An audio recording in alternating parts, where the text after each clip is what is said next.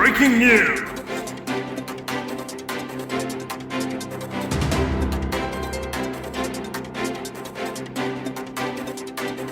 Want to be too scared to go outside? The news is next.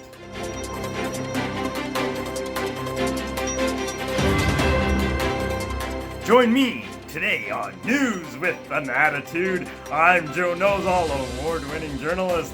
Therefore, I'm hot, you're not.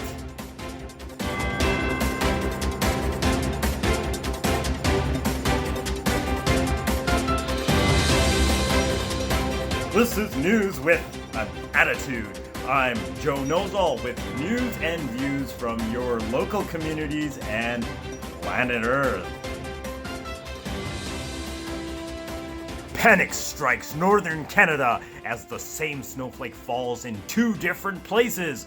Local officials debate potential lockdowns as suspicions arise on whether this is a new string of fake precipitation. We now go live to our correspondent, Joseph Knowles, reporting on location in Whitehorse. Yes, Joe, as you can see behind me here, there are no horses, but plenty of white snowflakes, even a couple yellow ones, if I'm completely honest.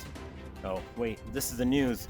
We're never honest. The snow is red. It's red and gore, yes. Disaster everywhere. It's pandemonium. It's crazy as hell, which just begs the question, how many of these snowflakes are duplicates, knockoffs, or just plain old imposters? A disturbing proposition. Back to you, Joe. A disturbing proposition indeed, Joseph. It's a conspiracy! And yes, to prove the point, we are going to cut to our science correspondent in the lab as we speak right now, Jobin Knows Not. Jobin?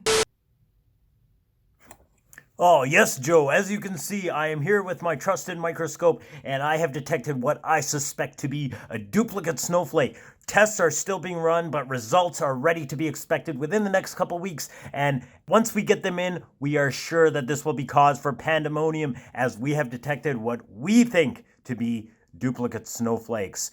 This is real cause for pandemonium and panic for the people of Canada. So stay tuned, because we are going to keep you updated on all the latest science in the community. Do not go to sleep until we tell you it's safe to do so. Back to you in the studio, Joe.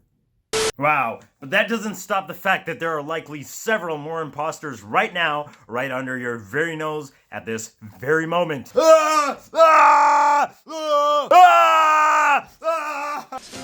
You don't believe me. For more on how you can beat the imposters in your own home, download our free tracing app that reports any and all suspicious activity immediately to government officials and agencies so high up on the secretive spectrum that we can't even tell you they exist. So, they don't exist. What's done is done, and what I've done is right. It's the work of science. Next time on News with an Attitude, we will discuss the age-old question as to why the sun keeps changing color. Meaningful facts. I sure hope the world is ending. We need the ratings. So always remember that you can trust us, because nobody else tells you the news like it is. Except for us, here at News with an Attitude. This has been News with an Attitude, featuring the award-winning sensationalist Joe Knows-All, a certified salt licker and journalist, so you can be sure that he knows everything important, unlike all you cretins. So stay tuned to News with an Attitude. We do our best to make it interesting and not depressing.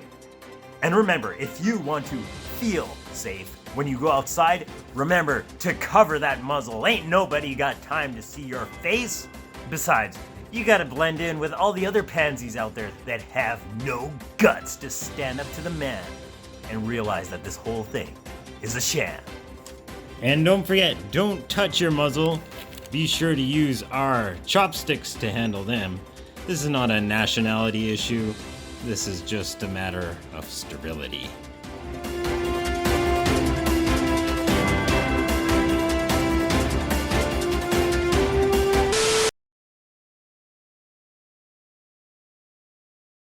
The Joel Fernandes Show is a show for manifestors, truthers, starseeds, and Christic alchemists who have seen through this illusion and are now shining their light for everybody to see in order to create the earth that we know that we actually deserve to live in.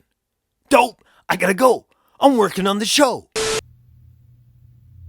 Welcome to the Joel Fernandez Show. I'm your host, Joel Fernandez, and today we're getting a bit up close and personal with Beard Mike here, and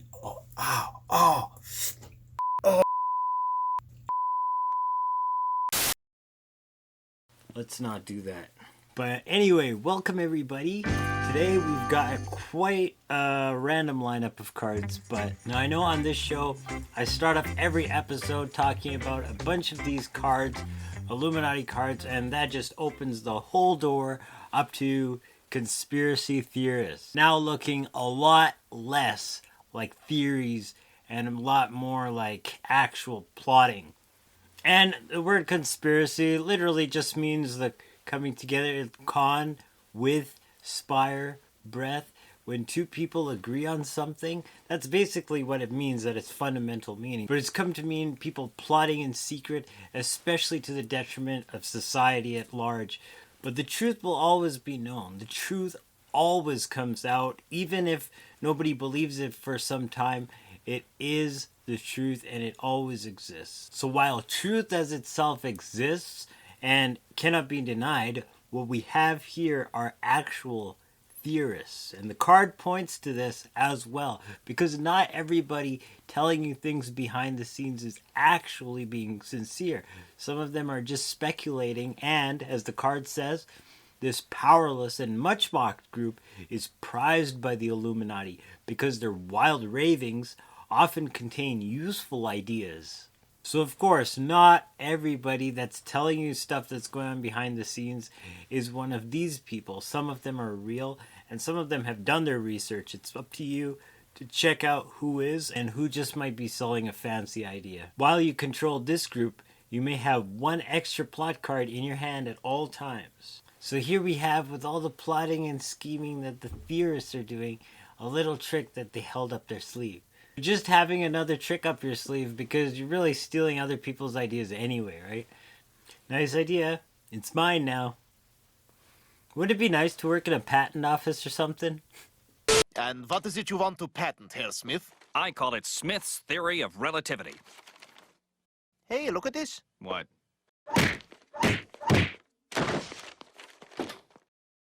This card may be used on any rival who has an exposed goal card. It may be used only on your turn and requires an action from your Illuminati group. Take his goal card and put it in front of you exposed. It's yours now. So yeah, you stole his card, and in the picture we see the guy stealing the documents, and if you look closely, there's the guy's hand handcuffed to the briefcase, which is now open, and there's a blood stain on his sleeve. You know what happened to him, right? All right, 014, you're on your way. But remember, our arch enemy, E-V-I-L. Evil? That's right. Knows all about this mission. Should evil get you into a very tight spot, there is one thing to do.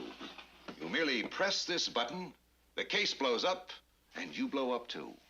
That's a comfort, Chief. But ultimately, like, this is the Illuminati card game. We gotta know who's running the show. Fraternal orders have the keys, and as the card says, you think they look silly with their hats and their motor scooters. If you knew what those hats really meant, you'd never laugh at anything ever again. By spending this group's action, you may draw another group card at any time.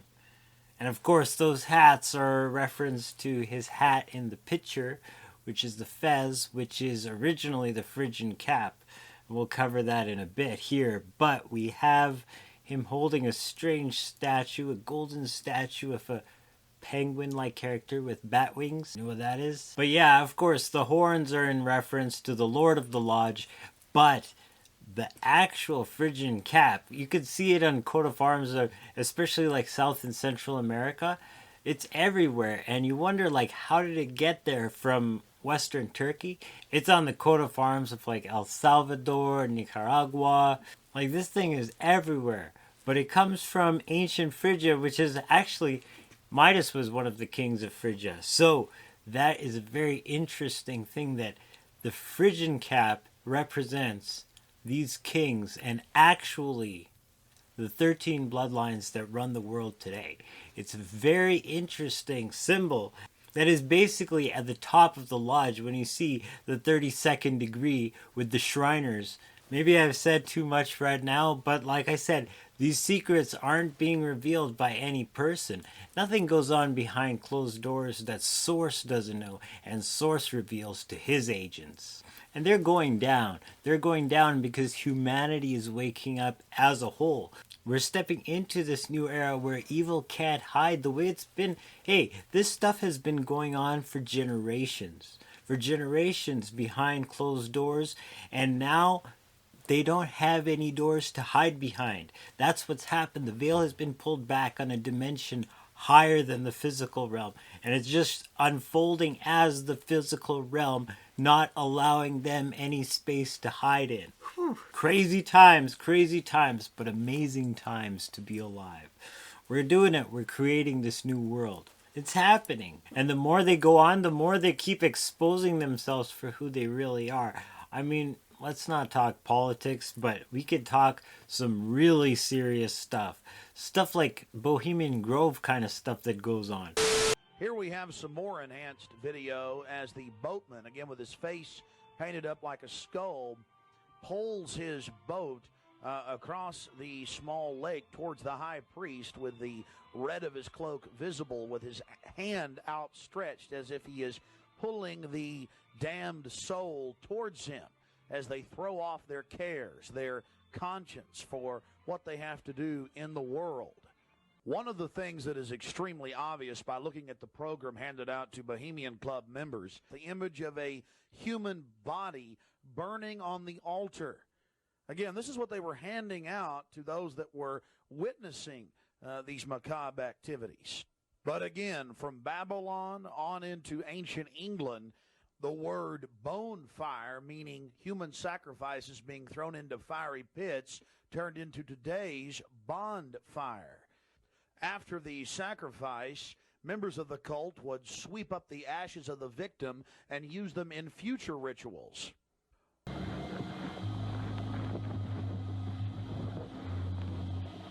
Midsummer sets us free. You burn me once again.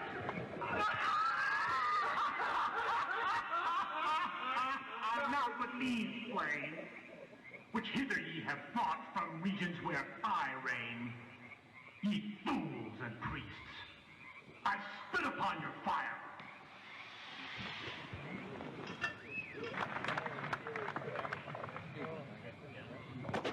Prince of all mortal wisdom, owl of Bohemia, we beseech thee, grant us thy counsel.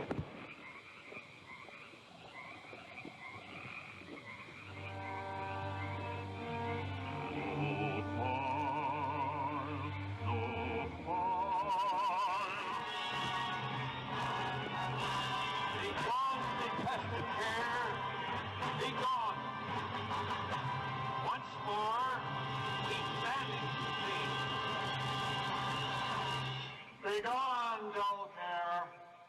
Fire shall have its will of thee. Begone, dull care. And all the winds make merry with thy dust. Hail, fellowship's eternal flame. Once again, midsummer sets us free.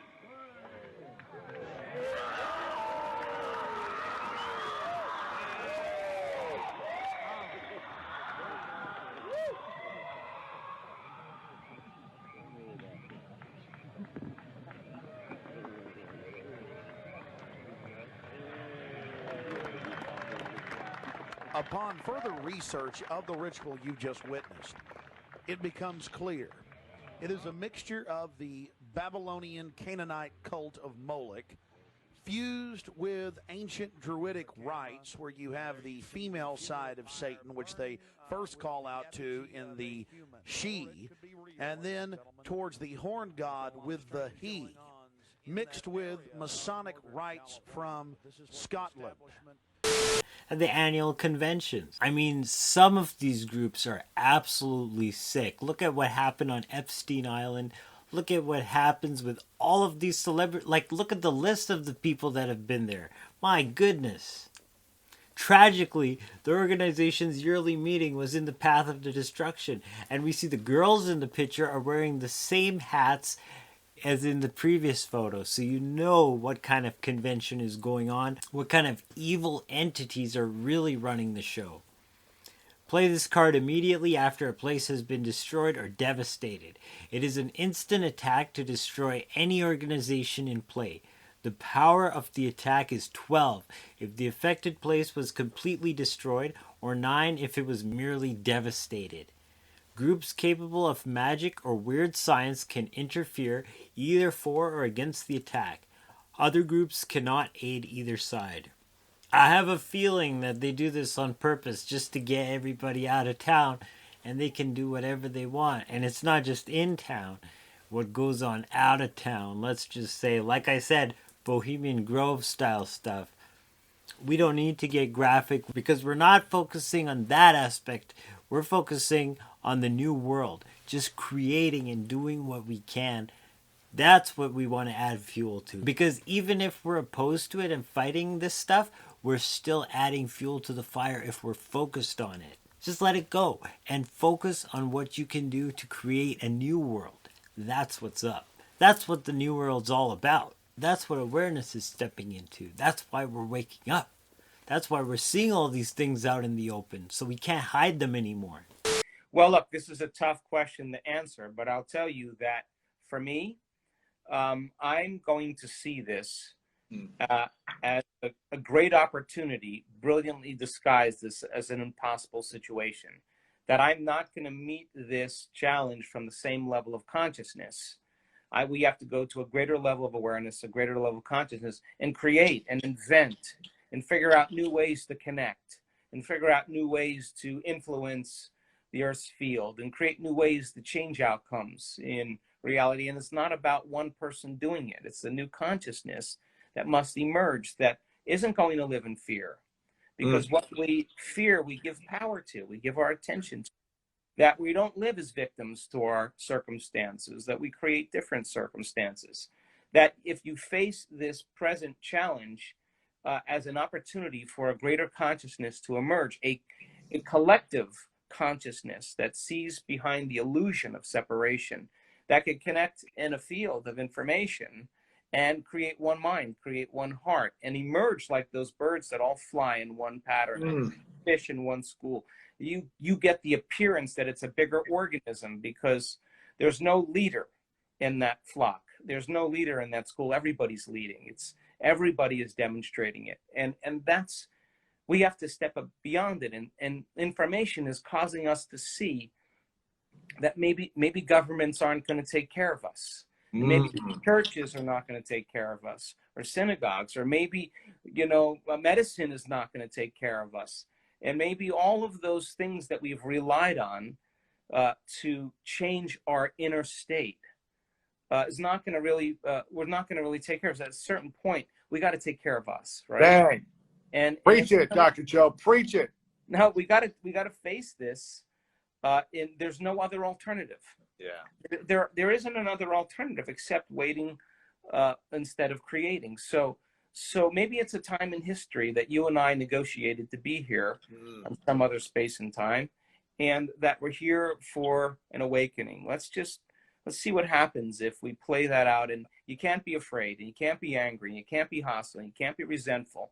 And that's this consciousness that creates viruses, that creates disease. It's going to be a different frequency. We've got to see it from a different level of mind. And we're seeing right through all of the corporations, all of the corporate masters, any kind of control they've had. Once we see it, it's done. It's done. Any corporate group with a power of 4 or more counts double towards your total number of groups controlled. So we see like the guys in the shadows. He's got his little triangle sign, and he's got all the buildings behind him because he's in his high-rise office. But guess what? There's no shadows anymore. The power is in the hands of the people now. So let's get organized. what do we have in the photo? We've got two guys, and one guy's leaning up against the bench, and you can see that they're probably sitting out in the park somewhere, and he's just like, yeah, let's get organized, man. Item 4, attainment of world supremacy within the next 5 years. Francis, you've been doing some work on this? Yeah, thank you, Reg. Well, quite frankly, siblings, I think 5 years is optimistic, unless we can smash the Roman Empire within the next 12 months. 12 months? Yeah, 12 months. And let's face it, as empires go, this is the big one. So we got to get up off our asses and stop just talking about it. Yeah. I agree. It's action that counts, not words, and we need action now. Yeah, you're right. We could sit around here all day talking, passing resolutions, making clever speeches. It's not a shift. One Roman soldier. So let's just stop gabbing on about it. It's completely pointless, and it's getting us nowhere. Right. I agree. This is a complete waste of time. They've arrested Brian. What? They've dragged him off. They're going to crucify him. Right. This calls for immediate discussion. What? Immediate. Right. New motion? Completely new motion. That there be immediate action. Once the vote has been taken. Well, obviously, once the vote's been taken, you can't act on a resolution till you vote. Reg, for God's sake, let's go now, please. Right, in the light of fresh information from Sib and Judith. Oh, not so fast, Reg. Reg, for God's sake. It's perfectly simple. All you've got to do is to go out of that door now and try to stop the Romans nailing him up. It's happening, Reg. Something's actually happening, Reg. Can't you understand? Oh! Play this card during your turn on any group card that has fewer than 3 outgoing control arrows. This is an action for that group or its master. You must control the target. The target group gains an extra control arrow on either the end or the side of the card. Place this card underneath it with an arrow showing to provide the new arrow. Duplicates of this card may not be used on the same group. That's a lot of gameplay rules, but the point of this card is just that we the people have to get organized, but the pun isn't realized when you see that there's another card that comes right after this one. And that card is Let's Get Really Organized. And you can see they're sitting in some really nice chairs, or the one guy is, the other guy's still leaning up against it. He still looks as tired as he was before. And you can see he's wearing a nice watch and some jewelry. And they're looking pretty spiffy, but they're in the exact same position. And that just goes to show what happens when people get organized. They generally don't. Kind of just looks like the same story all over again. It's just that they're wearing better clothes. Play this card during your turn on any group card that has 1 or 2. And the card is, again, a lot of game action that doesn't really apply. But that's kind of a funny pun, is because a lot of people, we don't realize like how egocentric it is that we focus our attention on what we want. Money makes the world go round, the world go round, the world go round. Money makes the world go round, the world go around. The point is that we as humans are so limited by our ego and like just what we've perceived and put into our brain memory, we can't really see things from a broader perspective. So when we get something, of course we want a better life, all of us, and there's no shame in that. But the way around this and the ability to create a better world for everybody inadvertently, but just deliberately, is to manifest. We can manifest, and by tapping into a divine possibility that has our truest potential at heart and fulfillment, that manifests, it fits all pieces together, and it works out for everybody else as well. We don't have to really worry about the how. We just have to know that the possibility exists. We all know we want something better, but we're just getting in our own way. And a lot of that is just our thought patterns, what we keep telling ourselves. When I started, I was coming from a really low place of self-criticism and guilt, and there was a lot of shame and a lot going on. I had to literally rewrite my own mind, reprogram and renew my thoughts, and by doing so I was able to step beyond and into a new realm of possibilities. Because before, I was coming like I was cut down and like no hope. So yeah, like years and years of like putting on like self-hypnosis videos and like audio tracks and binaural beats and like listening to everything from like Bashar to Abraham Hicks to all kinds of material, putting all this stuff into practice and figuring out what really worked. Because when I found out what really worked, it shocked me. I literally came full circle back to the Bible and realized that it was just talking about manifesting, stepping into true awareness and actually stepping into that God kind of faith and just seeing the end from the beginning. And once you're there, you can literally manifest heaven on earth. And that's what the book's actually talking about. So it's no wonder that they've set up institutions and a million different type of institutions just telling you different things depending on what you capable of hearing, but all of them concealing the real truth. If you start exposing truth in any one of these denominations, you're out of there. You're out of there before you know it. So a lot of people, I don't need to talk about it, have been disenfranchised by churches because that's the way it is. You keep going in a bubble and the bubble just keeps getting smaller and smaller and smaller, and pretty soon, you know, you can't talk to anybody else. A lot of churches, they have this little subculture. And it really is. They have these subcultures that it's this bubble. And if you get out of that bubble, you're going to get in trouble. As a matter of fact, some of them will preach, don't leave the bubble. You know, don't be unequally yoked. That means don't talk to anybody unless they're, you know, like-minded as you. And, you know, the bubble just gets smaller and smaller and smaller. But yet, it's sad sometimes that you'll find more love and acceptance outside of the bubble. I resigned my church, and we had founded the church 3 years before with 3 families. When I resigned, we had built a $5 million building, brand new, in North Dallas. We had 800 people. I resigned the week before Easter, and the church was told not to contact me or my family, that they were not to have any contact with us.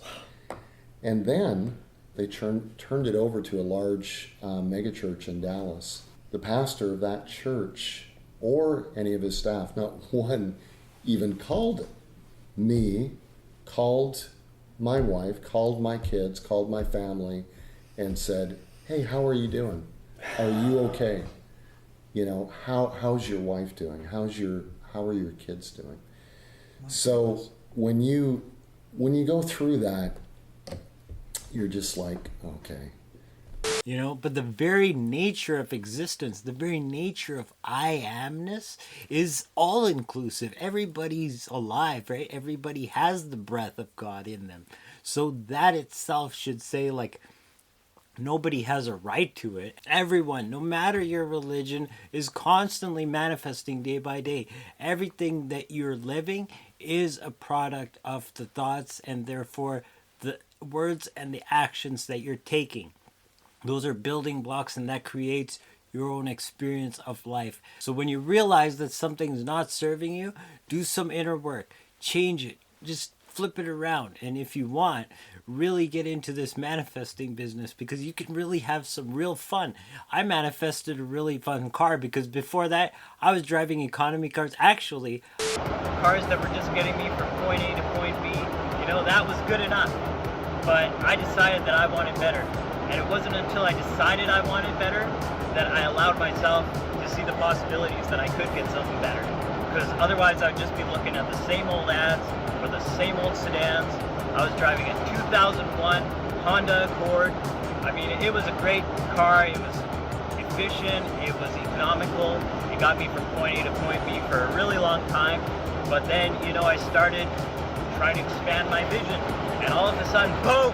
One morning I woke up and a car had rear-ended my car, but that car wasn't even engaged. That car was hit by another car. It turns out the guy was drunk driving. So I was forced to look into getting a new car. And the trunk on that Honda just wouldn't close. I literally was stuck to get a new car. And I went out and I started looking. And I mean, I could have just kept looking for Sentras or Accords or, you know, whatever I was driving before that.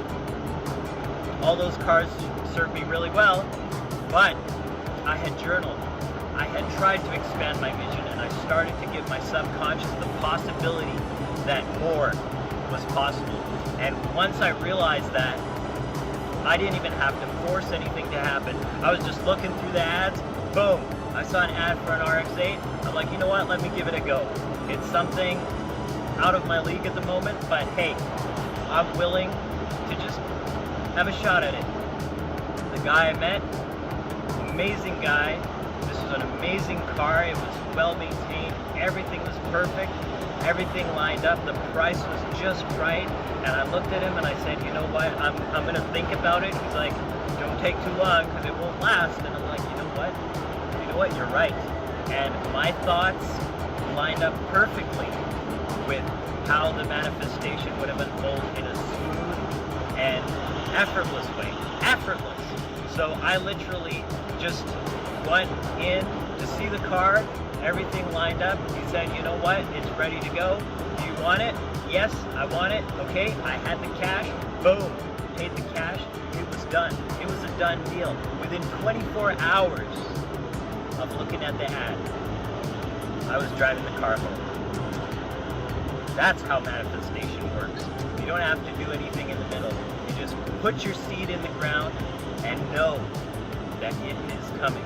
Know that the harvest is coming. And like any other seed, it takes time.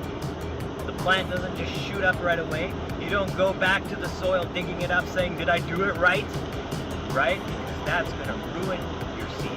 That's going to ruin your manifestation. Trust.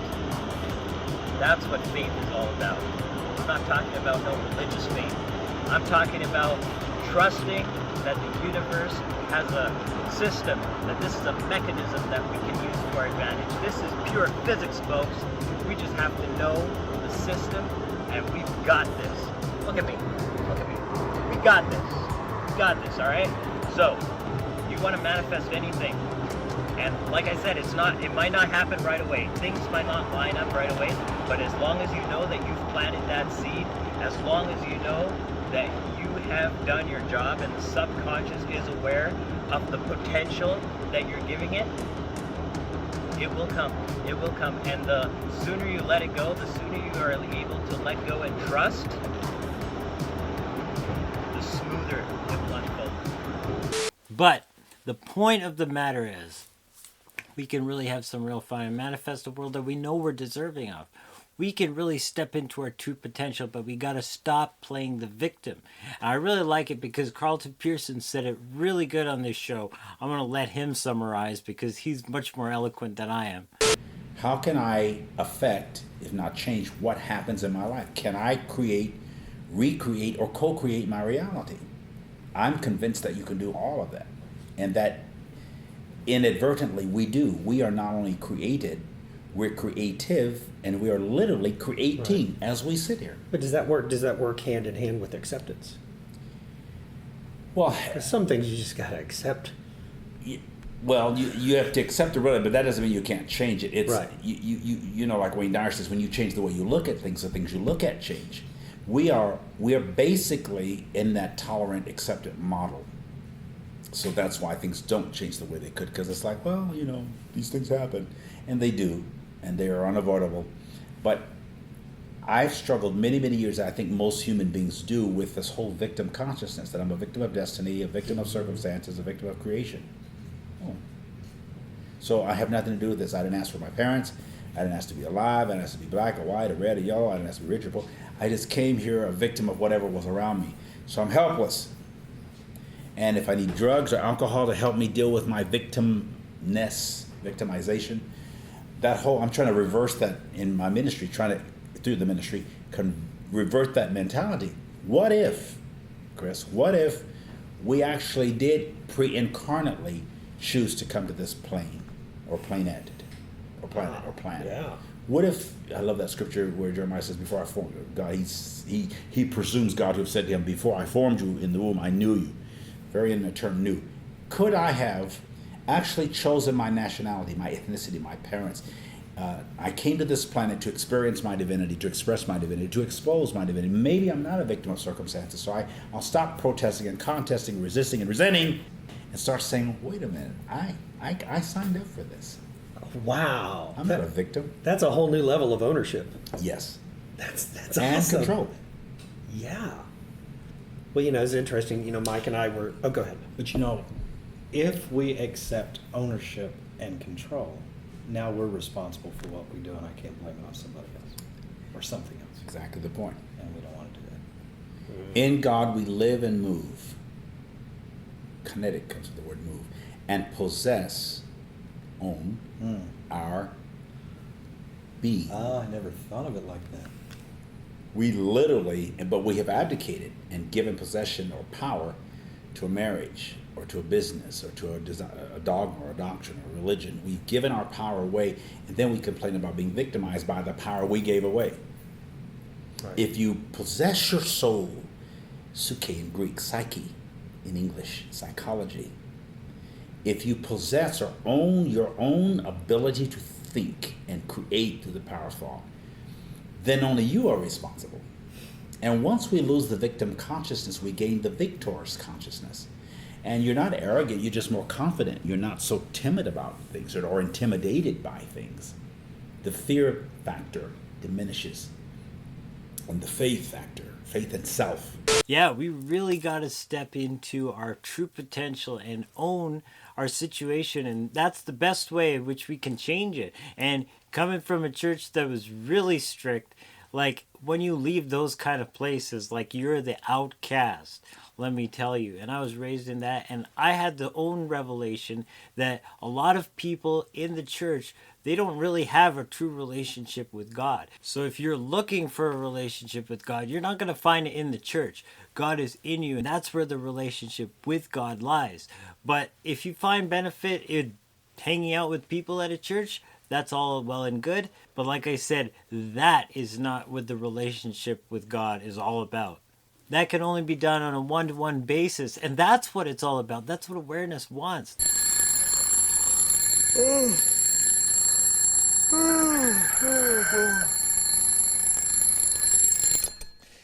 Oh, I can't believe it's that time already.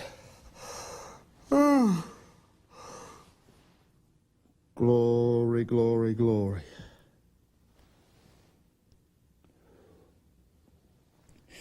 Our Father, which art in heaven, hallowed be thy name. Thy kingdom come, thy will be done. Bless this food, the nourishment of my body. Wrong prayer.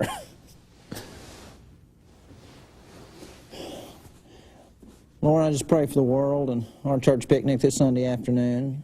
Don't let it rain on us like you did last year, Lord. Bless Uncle Millie and Aunt Tilly, and always my duty to pray for.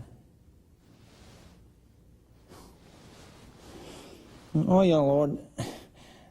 I just ask you when I grow up that I could get to be John Collins on Family First. I need a break, Lord.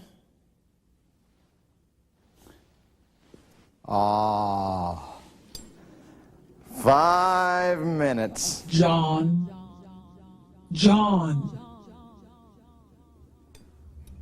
Who is it? It's your heavenly Father, John. Oh, glory. Whoa, glory. John. Oh, glory. Oh, glory. It's all right. Get the socks off. It's holy ground. Get the socks off. John. Oh. I was just wanting to ask you a few questions, like, what are you doing? Well, Heavenly Father, I was just opening up the morning with a little bit of praise and prayer. Oh, is that what that was? Well, what is that? It's my little clock. And what does it do? Well, you see, Heavenly Father, every morning I get it for 5 minutes, and I pray for 5 minutes, you see. And I feel like that if I can pray for 5 minutes, then I'll know the call of God on my life. You know, I appreciate it that you want to come before me daily. I can see in your heart there is a longing. Oh, yes, Lord. Oh, yes, Lord. I long, Lord. I long. I know, about 5 minutes long. Now listen to this. Abide in me, my will you'll know. Read my word, my plan I'll show. Come to me in prayer and I'll give you peace for your strife. I'll lead you and guide you every day of your life. That's what source, the connection, and once that divine conduit is achieved, boom, you're like a manifesting machine. It's like I can't even keep up with it. Like I'm starting to not even have time for this show or these videos, but like the information is coming through in such a rich manner now that I'm moving past these videos. I'm going to like huge major projects. This stuff is exploding and I just can't hold back. So guys, tap into this infinite potential. It's in you. It's in all of us. It's literally our life force. It's what's keeping us all alive. If you're alive, you're plugged into it no matter what. So connect. Connect today. Okay, I think I've said enough for this show. We are in the Great Awakening. What can I say? No matter what no matter what the media's narrative is, that's what's going on. It's a narrative. There's much more going on that's definitely not getting reported. That is the true news. That is the awakening. And that is the reality that we're already living in. That's this now moment, guys. That's not going to happen a couple months down the road. I'm talking about this now moment. Things are literally exploding. This is the Great Awakening. So, Joel's going to check you in the next video. Have an amazing week. Agape, salaam, namaste. Today, I was asked to do a video about fear. I thought about it, why it is that I'm hardly ever afraid. And I realized it's because I know I'm everything. We are in the womb of our mother. Literally. This planet, everything that you see around you, is the womb of your mother. Just like last life, you were dreaming the life before, and then you were born into this life. In this life, you are in a body, but really, you are in a dream inside the womb. And you're about to wake up. You're about to be born. This voice you are hearing right now, my voice, is yours, telling you it's time to wake up. Get ready to wake up. This is the time. Every person you see around you, all the plants, all the animals, they were all put here to reflect to you your own light, to give you the experiences that you will need, that we all need, creating the next body and the next life that we have to live. The same energy that pours down from the sun and condenses into all of the things that we see around us, this same energy is what's reflecting out from the center of our being. It is what causes our heart to beat without us having to think about it. It is what metabolizes our food at an exponential rate. It is what fires the neurons in our brain faster than we can even imagine. This same energy stretches out across the fabric of time and space, in galaxies, in multiple universes and dimensions. When you look into the eyes of another, you see the reflection of that light. It's the same light. It's the same energy. It makes up everything that we are. Our DNA corresponds to the light of every single star in the galaxies. All of the galaxies and constellations are our brothers and sisters' light, showing us the way to be born in the next life. Feel this energy, breathe the same breath I breathe. Our hearts beat together. This energy can unify us, empower us, and allow us the energy that we need to create the world that it is we have been waiting for. This energy is here now. There's no need to fear. It's time to wake up. It's time to be born.